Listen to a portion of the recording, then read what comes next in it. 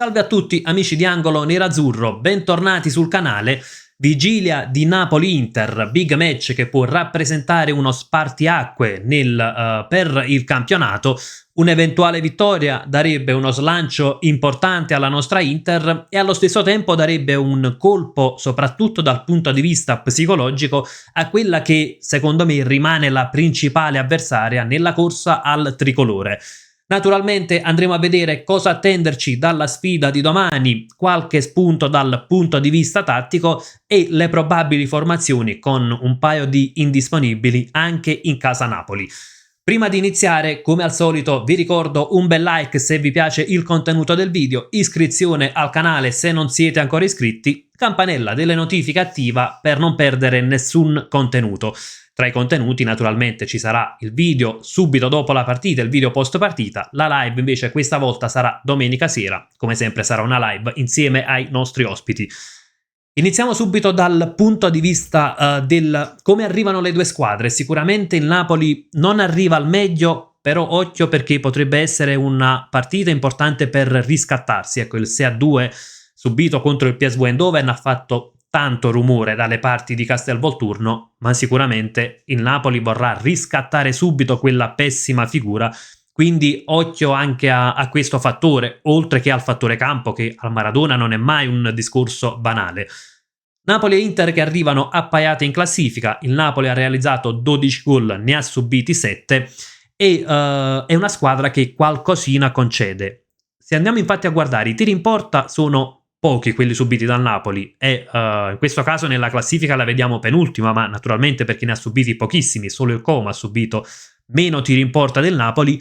Occhio però perché poi andiamo a vedere l'XGA, quindi l'XG concesso agli avversari, e il Napoli è addirittura 11ª, 8,2 XG totali concessi agli avversari. Dal punto di vista invece degli XG sono le due squadre che producono più pericolosità in Serie A. Andiamo a vedere dal punto di vista tattico, anche alla lavagna, cosa aspettarci dal Napoli di Antonio Conte. Innanzitutto sarà un 4-1-4-1, da fare subito una precisazione prima di arrivare poi alle probabili formazioni. Ecco, prendiamo subito spunto dalla grafica. Il centravanti sarà con ogni probabilità Lorenzo Lucca perché Højlund non ha recuperato, quindi c'è un'indisponibilità importante. In realtà può essere un punto a nostro vantaggio, andremo a vedere perché dal punto di vista tattico, mentre in porta ci sarà Milinkovic perché invece Meret ha accusato un infortunio. Andiamo alla lavagna. 4-1-4-1 è il sistema di gioco di base del Napoli di Antonio Conte, sottolineo di base perché poi lo sviluppo praticamente stravolge il sistema di gioco. Partiamo dalla prima costruzione del Napoli, è una costruzione che va a 2+3 praticamente, perché si allargano i due centrali, quindi per dare appoggio al portiere, mentre i due terzini si alzano in linea praticamente col regista, a formare qui una linea a 3.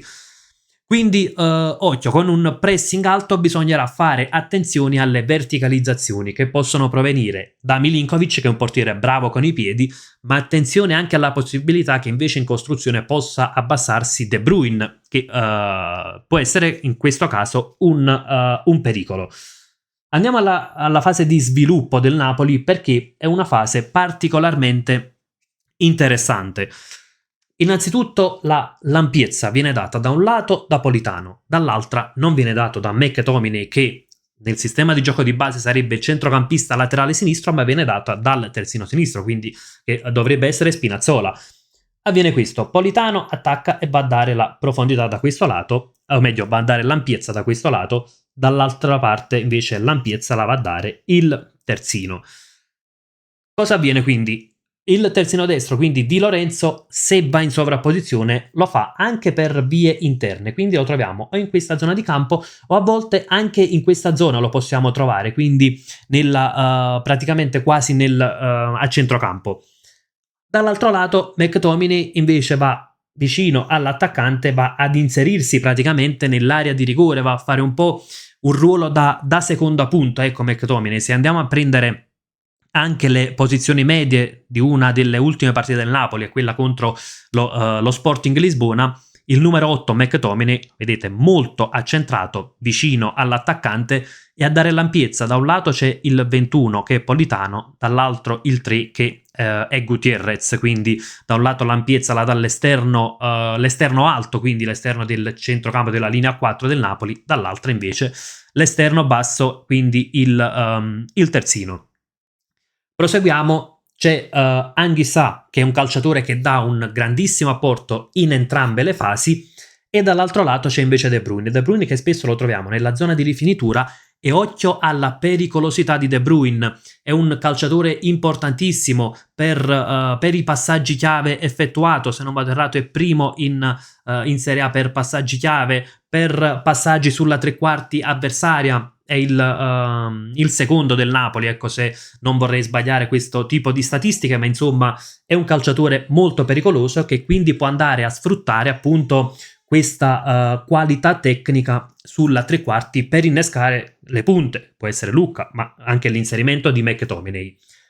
Quindi chiaramente c'è una grande differenza tra le due fasce. Da questo lato arriveranno per noi i maggiori pericoli, perché il Napoli attacca principalmente sulla fascia destra. Ecco, andiamo a vedere nelle ultime partite del Napoli. Ho escluso volontariamente il PSV Eindhoven perché quel 6-2 praticamente va ad alterare un po' tutte qualsiasi fase di studio, ma anche lì attaccava principalmente sulla destra il Napoli. E vediamo le ultime partite, vediamo, qui attacca principalmente sulla destra, anche qui abbiamo preso in esame le ultime due di Serie A e la partita di Champions contro lo Sporting, vediamo, sfrutta sempre maggiormente il lato destro, quindi sulla nostra sinistra arriveranno i maggiori pericoli, perché qui troveremo appunto Politano, possiamo trovare Anguissa che avanza e possiamo trovare appunto Di Lorenzo. In questa zona di campo il triangolo tra Di Marco, Bastoni e Mkhitaryan sarà fondamentale, quindi qui come mezzala gira Mkhitaryan, ma assolutamente deve agire Mkhitaryan, perché abbiamo la necessità di avere un calciatore che tatticamente deve essere preparatissimo. Dall'altro lato invece forse è il lato dove possiamo creare dei pericoli, perché se spinge il terzino sinistro, e per quanto non possa essere altissimo Spinazzola, ma dovrà spingere, altrimenti a questo lato al Napoli mancherà l'ampiezza,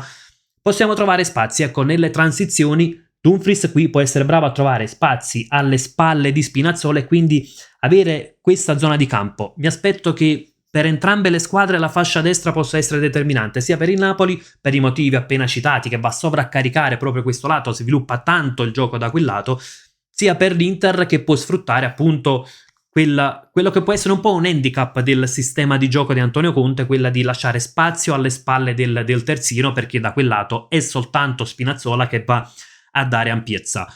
Per quanto riguarda Lucca, occhio, perché qui con Lucca ovviamente c'è il centravanti di peso, il centravanti bravo a giocare spalle alla porta,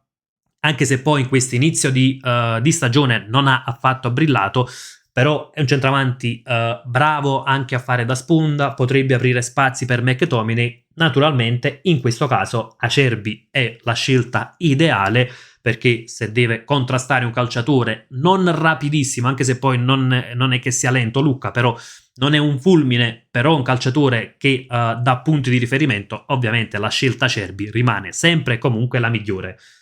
Finalizzazione del Napoli che avviene con appunto Politano e quindi cross di Politano, in particolare con Lucca che è un calciatore alto e quindi occhio anche a lasciare il sinistro libero a Politano. Questa situazione si può accentrare, può calciare, ma occhio anche alle imbucate, quindi qui c'è il fattore McTominay che abbiamo detto si accentra, va ad inserirsi nell'area di rigore. Può essere un problema McTominay, perché poi bisognerà capire chi va a prendere McTominay, perché se De Bruyne magari può seguirlo Barella, e allora su McTominay dovrà uscire il terzo di difesa, Akanji. Se invece De Bruyne sarà compito di Çalhanoğlu, e allora qui può essere anche Barella che va a chiudere su McTominay. Insomma, è una situazione che può crearci qualche difficoltà, però in linea di massima io sfrutterei tanto la fascia destra, quindi per lo spazio che potrebbe lasciare alle sue spalle Spinazzola. Passiamo anche alla fase di non possesso invece del Napoli, ecco, perché anche lì c'è da sottolineare un paio di situazioni. Napoli che in fase di non possesso non fa un pressing proprio estremo, ecco, se andiamo a prendere i dati anche sul PPDA, quindi sul il numero di passaggi che concede agli avversari prima della prima azione difensiva,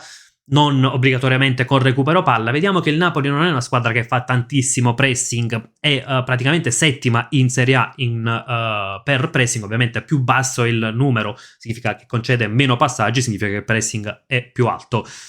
Però in questa partita io mi aspetto un Napoli un tantino più aggressivo, quantomeno all'inizio, perché sarà un Napoli che vuole riscattare la batosta subita in Champions, e quindi mi aspetto un Napoli che potrà portare non un pressing estremo, però comunque una linea di pressing un tantino più alta. In fase di non possesso, quindi, come potremmo trovare il Napoli? Innanzitutto, secondo me dipende dal punteggio, soprattutto, e dal minuto di gioco, perché potremmo ritrovare un 4-3-3 con Politano che rimane più alto se vuole andare a fare il pressing, De Bruyne che rimane più vicino a Højlund, quindi con la linea 3 con McTominay pronto ad uscire in pressing, e quindi praticamente i tre sarebbero Anghissà, Lobotka, McTominay, però con, come ho detto appunto, con lo scozzese pronto che potrebbe uscire in pressing. Questa è una situazione un po' più, diciamo, estrema del Napoli, situazione che non troveremo per tutti i 90 minuti, forse ad inizio gara per dare qualche difficoltà. Altra situazione in cui potremmo trovare il Napoli è un 4-4-2, quindi appunto con De Bruyne che rimane un po' più alto vicino a Højlund e la linea 4 di centrocampo, situazione che secondo me troveremo spesso, perché il Napoli non penso che si schiaccerà tanto dietro in fase di non possesso. E c'è poi un'altra situazione che secondo me può essere quella più pericolosa, soprattutto se il Napoli dovesse sbloccare la partita.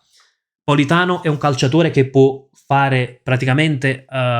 tutta la fascia, anche in fase difensiva, quindi potremo trovare Di Lorenzo che si stringe e Politano che va a fare praticamente il quinto, quindi a creare la linea difensiva a 5, e occhio perché poi quasi può andare a creare anche una linea 4, quindi una 5-4-1 molto compatta che lascia pochi spazi,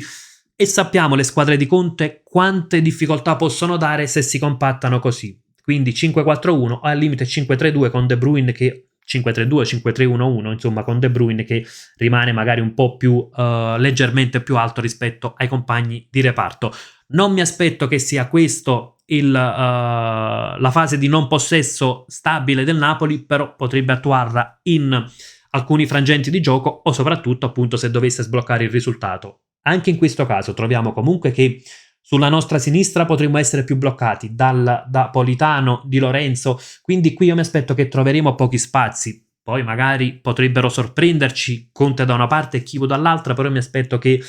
anche valutando la fase di non possesso del Napoli è qui che si possono trovare gli spazi maggiori.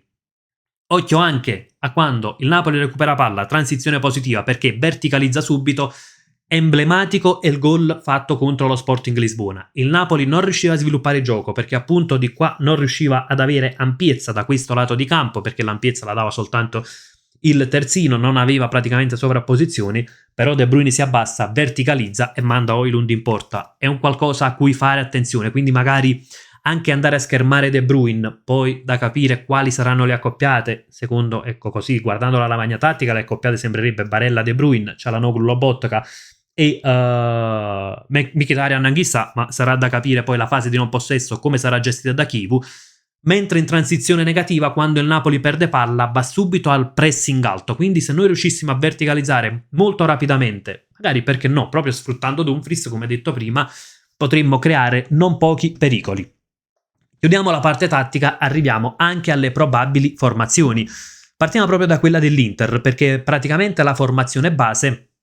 con Sommer, Akanji, Acerbi, Bastoni, Dumfries, Barella, Çalhanoğlu, Mkhitaryan, Di Marco, assolutamente d'accordo con le scelte di Chivu, anche su Di Marco. È vero che da quel lato il Napoli attacca tanto e che Carlos Augusto forse dà un po' più di equilibrio in fase di non possesso, però un Di Marco che sicuramente è in una buona condizione di forma, può tenere un po' più basso Di Lorenzo, può dare fastidio anche in fase di possesso da quel lato, quindi concordo con la scelta. Coppia d'attacco Lautaro-Bonni. Ovviamente sappiamo già dell'assenza di Thuram, perché secondo me Bonni può essere una buona scelta,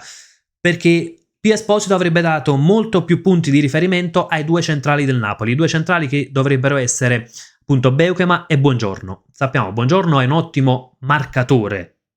proprio nel senso di duello fisico 1 contro 1.